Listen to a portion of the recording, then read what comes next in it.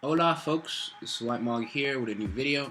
This video is going to focus more on viewing angles that you can use in your illustrative endeavors for your comics and things of that nature, things that are visual.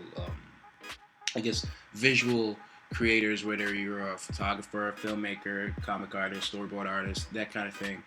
Uh, Kind of giving you viewing angles that might make scenes or images or illustrate things like that a little bit more interesting to spice things up and also give reasons and tips of why certain angles are done for certain reasons and what their purposes are to kind of make the flow of maybe if it's a comic you're doing the reading and everything, the pacing and all that seem more meaningful, have more sense, and be interesting.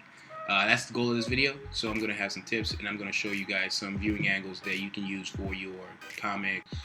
So for this video as a guideline, first as a model, I'm going to be using my Apple Black Volume 1 and be taking out scenes from Apple Black Volume 1 and maybe scenes from the chapters after Volume 1 and using them as an example to explain what I'm talking about.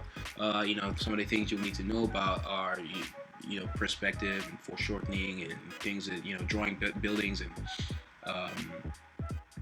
environments, people, and things like that from certain angles, and seeing how that affects the scene and things like that. 3D objects, having some dynamic angles, and just seeing how it affects the whole scene. Note that these are like guidelines, but they're very shaky. You can break these rules. Most of these rules are all rules that have been tweaked by other creators and other artists to form something completely new and that's being used universally. So even though I might say something and give a reason for why it's being used, you can break the rules. You can find ways to join certain angles to at least the principles behind certain viewing angles and putting those principles together to completely form something new. Okay, so for this set of videos, is going to be a series, and for this first one, we're going to focus on headshots, and the next would be establishing shots, and we'll go on from there.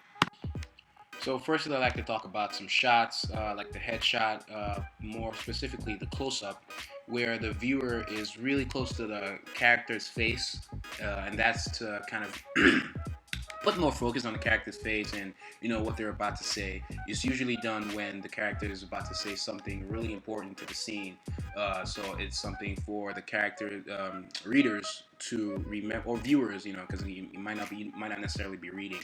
It's done in film and other things, where the viewer is supposed to have a lot of focus on what the character is going to say, or it has like a lot of importance and things like that. Or it might be used sometimes maybe with no text to reveal maybe something on the character's face, a scar, but even then there's still little text here and there to a little important text here and there to either push the story forward or reveal something to the audience, stuff like that. But it's supposed to be like memorable text, and you're supposed to have a lot of focus there. It's important to the scene, it's important to the story's progression and things like that. There are other uses of the headshot or close up of whatever. It's supposed to reveal some information, whether it be the text or something visually, but it's supposed to show a lot of importance there.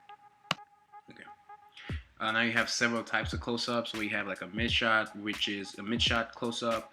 That's not really a close-up; it's just a mid-shot where you're showing the torso upwards of the character. You have a medium close-up where it's like a portrait of the character. The close-up, which is what I was talking about, where you have like it's like a headshot, a really headshot kind of close-up where you see the character's face a lot, and then an extreme close-up where maybe you're showing just the character's mouth and that's all they need to show. And sometimes you do that it adds a lot of mystery to the character, or you show extreme close-up of just the character's eyes, and that kind of, you can use that because there's a lot of expression with the eyes, so you can use that to just convey one simple expression, and it's usually very quick and simple.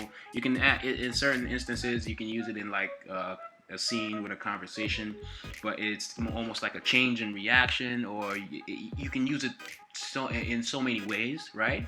But is you see it with conveying some kind of expression, maybe saying very little text, or there's so many ways to do it. And I'll give examples and I'll explain.